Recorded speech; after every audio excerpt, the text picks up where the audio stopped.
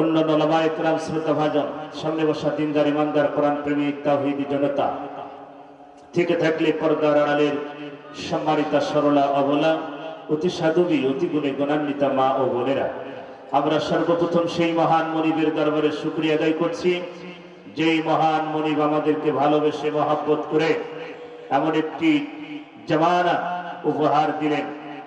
আমরা ইতিহাসের পাতায় পড়েছি, আগের রাসূলের জামানাটা ছিল আইয়ামে জাহিলিয়া যুগ, বর্বরতার যুগ, অন্ধকারের যুগ, খুন খারাপি, লুটপাট, সন্ত্রাস, চাঁদাবাজের যুগ।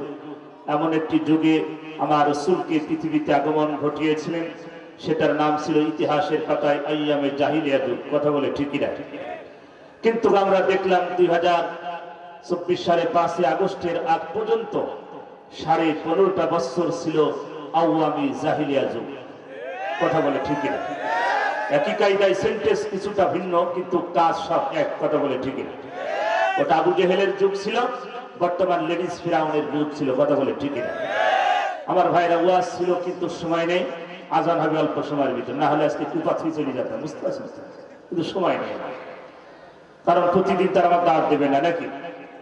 আজকে সুযোগ পাইছিলাম কিন্তু আমার সময় নেই, একটু পরে আজান হবে, তারপর আপনাদের আকাঙ্ক্ষিত মেহমান আসবেন।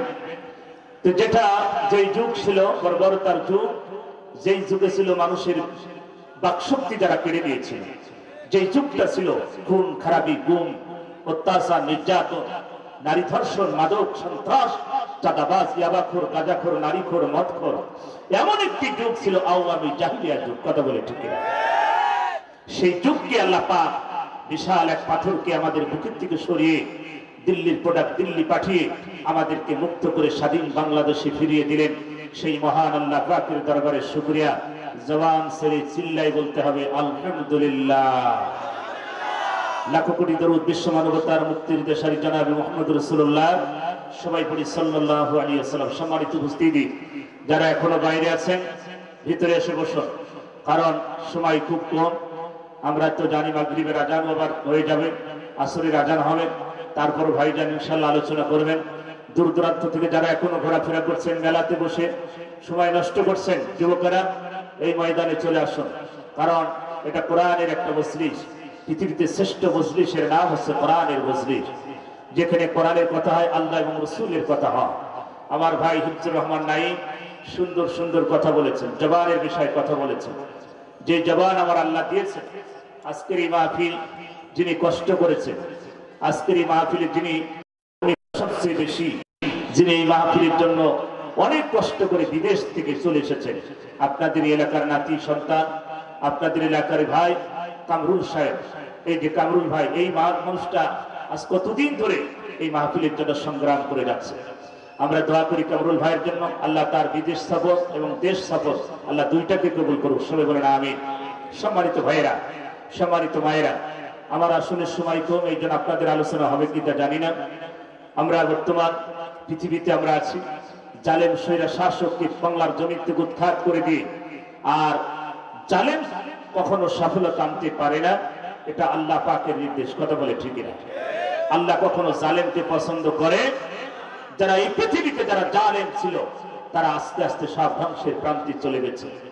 সিরিয়ার বাদশা ছিল বাশার, কি জানেন, কি নাম শুনেছেন? কয়েকদিন আগে ও ফিরাউন পালাইছে। কথা বলে ঠিক না? মানে পুরুষ ফিরাউন, আর আমাদের দেশে ছিল লেডিস ফিরাউন। কথা কি বুঝতে পারছি? আচ্ছা, এই লেডিস ফিরাউন আর ওই পুরো ফিরাউনের একই কায়দা কৌশল সব। আমার মনে হয় ওই ফিরাউন এত মানুষের উপর অত্যাচার নির্যাতন করে নাই। কথা বলে ঠিক না? কিন্তু ফিরাউন ওই জামানায় আলেমদেরকে হত্যা করেছে, জ্ঞানীদেরকে হত্যা করেছে, কারণ তার টার্গেট ছিল যদি আলেম থাকে, জ্ঞানী থাকে, তাহলে আমাকে খোদা বলে মানবে না। কথাটা বুঝতে পারছেন? আর এই লেডিস ফিরাউনের একই কৌশল, যে দেশে আলেম থাকে, জ্ঞানী মানুষ থাকে, বিরোধী দল থাকে, তাহলে আমার আর ওই সিয়ার থাকবে না, যেভাবে সরে যাবে। এই জন্য এদেরকে হত্যা করো। বাংলাদেশ জামাত ইসলাম ছাত্র শিবিরের অত্যাচার নির্যাতন বাড়িয়ে দাও, তারা বাংলাদেশ থেকে পালাক। একটা কথা বলি, বাংলাদেশ জামাত ইসলাম ছাত্র শিবিরকে এতদিন বলা হতো পাকিস্তানের রাজা। কথা বলে ঠিক না? কিন্তু বাংলাদেশ জামাত ইসলামের নেতা কর্মী পাকিস্তানে পালায় নাই। কথা বলে ঠিক না? পালাইছে। বাংলাদেশ জামাত ইসলাম আল্লাহর প্রতি বিশ্বাস রেখে, আল্লাহর প্রতি বিশ্বাস রেখে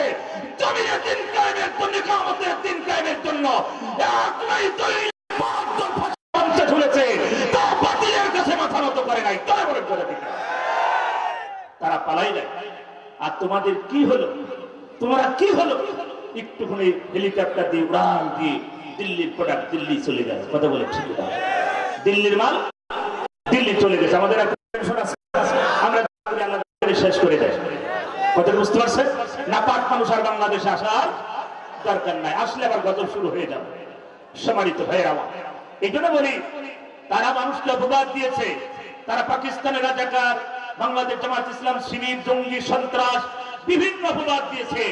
আজ গোটা পৃথিবী দেখেছে হিউম্যান রাইটস, মানবাধিকার বলছে সবচেয়ে বাংলাদেশের সন্ত্রাস, জঙ্গি এবং ভারতের পাকিস্তানরা ভারতের রাজাকার হচ্ছে ওই সরকার, ওই হারামখোর সরকার। কথা বলে ঠিক না?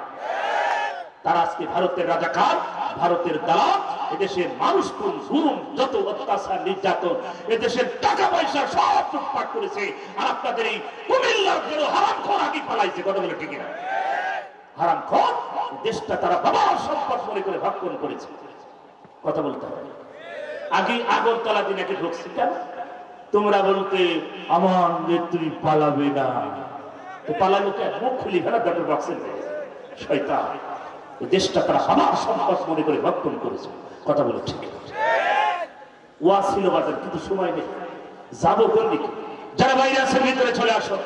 কুমিল্লাবাসী, এই কুমিল্লার মাটি স্বর্ণের চেয়েও খাঁটি। জোরে বলেন কথা ঠিক না? যেই মাটিতে শহীদের রক্ত পড়ে আছে সেই মাটি কোনোদিন মিথ্যা যেতে পারে না। কথা বলেন। এই বাংলাদেশ স্বাধীন করার জন্য কুমিল্লার অনেক সন্তান জীবন দিয়েছে। কথা বলে ঠিক না? আপনারা কুমিল্লা বিশ্ববিদ্যালয়, কুমিল্লা যত জায়গায় কলেজ, ইউনিভার্সিটি থেকে শুরু করে প্রকাশ করে হত্যা ছাত্রী ভাইদেরকে একটা বিচার মাটিতে মারা যাবে না, সব বিচার এই জমিনেই হবে। কথা বলে ঠিক না? আল্লাহ কিসাস দিয়েছেন। কি দিয়েছেন? জোরে বলেন, কি দিয়েছেন? আল্লাহ কিসাস দিয়েছেন। ওরা যেভাবে হত্যা করেছে আবু সাইদকে, ওইভাবে হত্যা করতে হবে। মুগ্ধকে যেভাবে ওরা হত্যা করেছে ওইভাবে ওদেরকে হত্যা করো। যেভাবে তারা হত্যা করেছে একইভাবে করতে হবে। ঠিক না? হারামখোরের দল, নারীখোরের দল, মাদকখোরের দল, সন্ত্রাসের দল, এই চারটা ওদের সংবিধানে আছে। কথা বলে ঠিক না? সম্মানিত ভাইরা, আল্লাহ রাব্বুল আলামিন পবিত্র কোরআন কারীমের ভিতরে ঘোষণা দিলেন, নবী আল্লাযীনা আমানু, ও নবী এই পৃথিবীতে যারা ঈমান আনবে, ঈমান কেমন আনবে? ও নবী আল্লাযীনা আমানু, ঈমান আনবে সাহাবায়ে জীবন ঈমান এনেছে। উহুদের ময়দানে তারা রক্ত দিয়েছে, জীবন দিয়েছে। বাতিলের কাছে কোনো মাথা নত করে নাই।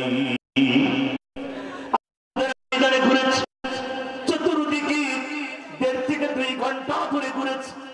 গিরি পাহাড়ের উপরে উঠেছি, যেই পাহাড়ের ভিতর দিকে আক্রমণ করলো কাফেররা। আমার নবী সাহাবাজ ভাই 70 জন সাহাবাকে হত্যা করলো। সেই গিরি পাহাড় এত বড় পাহাড় বাদশাহ ছোট করে ফেলেছে। আমার ভাইয়েরা, তারা জীবন দিয়েছে, রক্ত দিয়েছে, উহুদের ময়দান করে দিয়েছে। বাতিলের কাছে কোনো মাথা নত করেনি। বদরের প্রান্তে দাঁড়িয়ে 13 জন সাহাবা কবরের পাশে দাঁড়িয়ে রাস্তার মাঝখানে আরেকজন সাহাবার কবর, 14 জন সাহাবা কবরে শহীদ হয়েছে। কুমিল্লাবাসী কান্না শুনি, যেই জমিনে শহীদের রক্ত পড়ে ওই জমিন থেকে বিদায়ের আলোক পথ চলে। কথা বলেন ঠিক কিনা? সম্মানিত ভাই আমার, আল্লাহ পাক বলেন, নবী যারা আমার কোরআনের জন্য যারা বুকের তাজা রক্ত জমিনে ঢেলে দিয়েছে, ও নবী তাদের মরতে দেরি, তাদের দেরি হবে না। যারা বাইরের ভিতরে আসে জোরে লা ইলাহা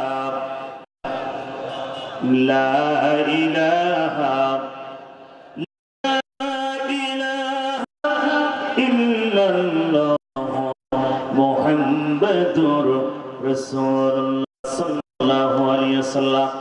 সম্মানিত ভাইরা, এখনই আজান হয়, তাই তো? ওই হ্যাঁ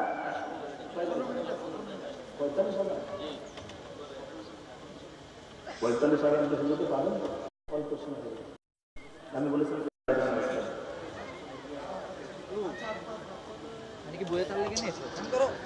সম্মানিত ভাইরা যারা বাইরে আছে ভিতরে আসুন। আমার ভাইরা আজকের এই মাহফিলকে আপনারা খুশি না বেজা চিল্লায় বলতে হবে কোনো ভয় আছে? কিসের ভয়? হারামখোর সব পালাইছে, কথা ঠিক না? এখন তো